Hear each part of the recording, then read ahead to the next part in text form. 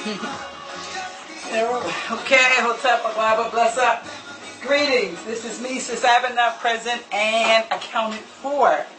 And you know me, coming to you live and in person here from the recovery room of Racism Non-Anonymous. Oh, that was okay.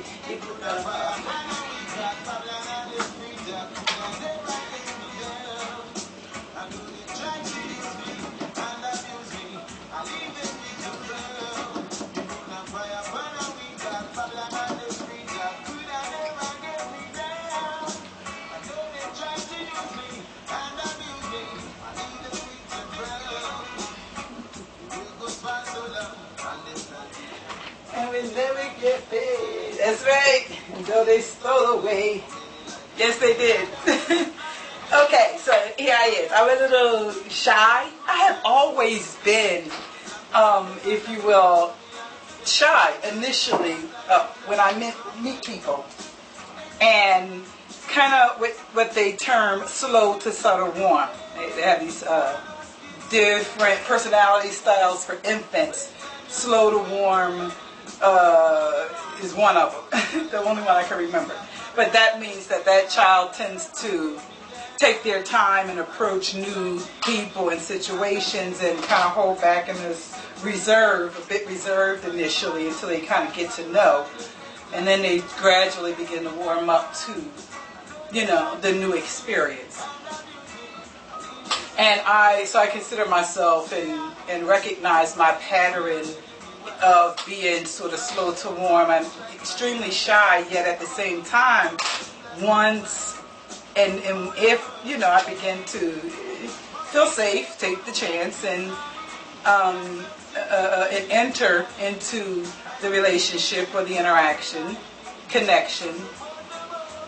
I'm very open and affectionate, warm, loving, and you see this just kind of naturally happens. And so several things come up with that I'm not prepared right now to talk about. What I am right now most focused on is my presentation, my look. I am very much embarrassed a bit, shamed, shy about showing my stuff here. My stuff. Those S's. Shy about showing my stuff. Or having my stuff show. The kind of body fat and weight. And one thing I thought about a little bit ago prior to starting the camera was during my last assignment on the plantation station called a job. And some of you may or may not know, the position was working in a drug and alcohol treatment, as they call it, a program. And I work with people of African descent primarily who have had substances of abuse to negatively affect their lives. Put it like that for now. At any rate, this brother that I work with, and he had spent like over 20 years or so incarcerated, and the stories, that he has shared, was just, had stuff. The experimentation that he experienced behind bars around medication as it relates to certainly mental health and drug and alcohol. At any rate, one of his questions was, having been away from the community for so many years, when he came back, he questioned, like, well, what have the women been doing? It looks like they've been man-eating, because many of us, women of African descent today, do, and especially my generation and the generations, certainly the younger generation behind us, have an extreme amount of body fat around the abdominal area. And it's unsightly, and when you think about the messages and the meanings that has been ascribed to possessing additional or inordinate amounts of body fat around the abdominal area. Of course, that is not the aesthetic, that is not the sort of socially desired type of body. At any rate, it is questioned, what have the women been doing? Man eating, it's like, good Lord. And so what I do know, though, about the precipitous or the impetus, the driving force behind the saturation of body fat to this area of the body, what that driving force is, in large part, for people of African descent, and women in particular, is this thing, plain and simple, called stress. And I have a black marker. Stress! And not just any old type of stress. For us, women of African descent in particular, traumatic stress that has been and is ongoing, happens early in our lives, and is ongoing and happens on every level of lived experiences. On this, questionable in terms of spiritual level. We'll deal with that a little more deeply. Definitely. Yeah, I would say on every level. Spiritual, social, communal, family, and individual. On every level of lived experience, we experience significant and ongoing traumatic stress. And that is the driving force for, especially, when you think about you having to stuff feelings, in particular feelings of anger, when things happen and it's stuff. Where does it go? Where does it go?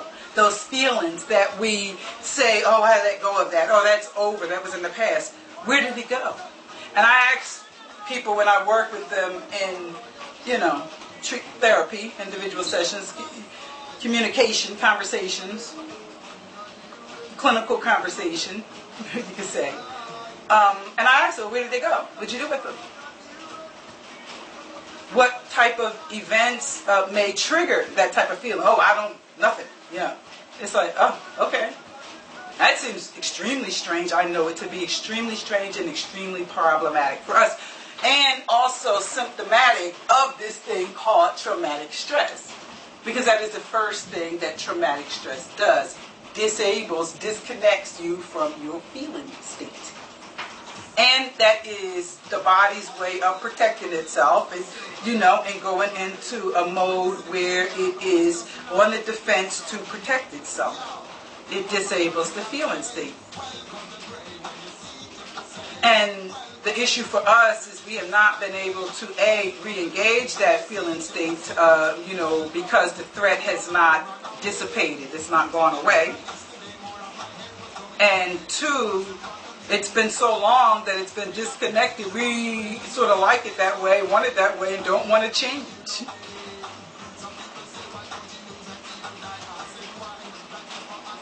So, that's for other people, yes, and not for I and I. I could break that down and apply that on a family level and a societal level, because I think about the soap operas during the time I was growing up.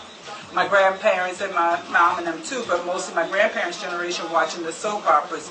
Young and the Restless, the dark, what was that? The dark, dark nights, the edges or something. Soap operas at any rate, in the 60s and 70s, particularly the 60s. That was for other people, because they would watch the soap operas and watch white people actively and in a very healthy and safe way express their feelings with each other, their thoughts and their feelings, and in a way that supported resolution of the problem or conflict in the relationship. But that was always for other people. So our family would watch white people and soap operas do this and desire and another drunken slur. That's Tanya Stevens in the background, Cherry Brandy. I don't know, can you see that? So let me put this up while she's singing that. And I don't know, that's not good. I don't know, those light. It's from the background or the reflection. Anyway, I didn't cut it off, did I? This is what happens when you have to hold the camera for yourself and position it, and I would say, yeah. I'm not sure how. I guess most people that I have seen on YouTube when they have done videos and it's just them, it's like they just turn it on right there and it's very clear, it's steady. There's not all this moving like I'm doing and having to do. So I don't know what the difference is. At any rate, that's what happens when I have to do it myself. So, and I do move around from space to space and room to room. I wanted you to finish hearing, that was Tanya Stevens singing Cherry Brandy, because it ties into what I'm getting ready, or what I shared, that I'm getting ready to share again. As I relayed and used for an example, I used my experience with my grandmother and the women in my family. And because it's about feelings, because that was the other piece to this, in terms of traumatic stress. What happens when we experience traumatic stress? And I would say this may be one of the reasons that women of African descent in particular experience the bloatingness from traumatic stress. What traumatic stress does, first and foremost, is disconnects the feelings state. It disconnects our feeling state and prepares our bodies and ourselves, mind, body, and,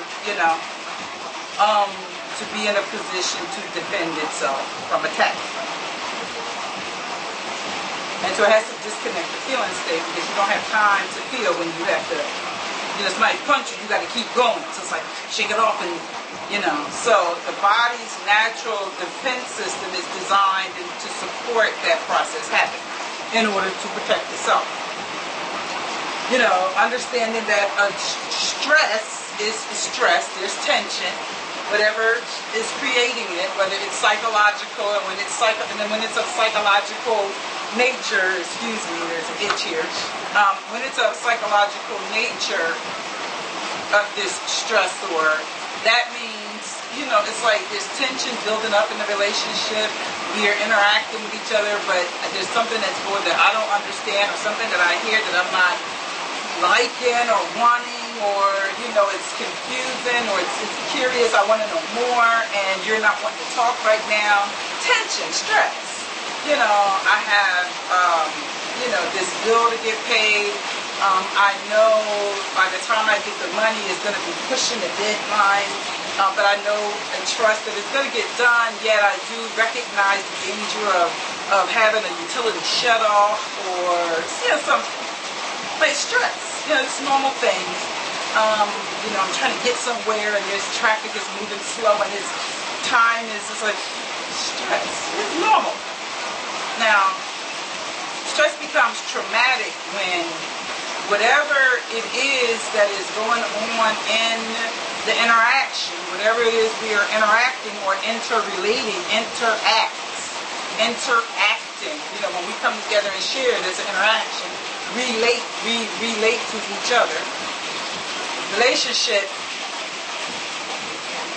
is when whatever this outside external force or event is gets in a way that causes us pain or harm.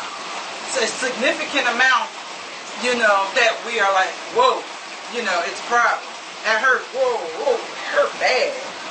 You know, a person could get hit by a car, and depending on the speed that the car was traveling will determine the amount of harm or damage done.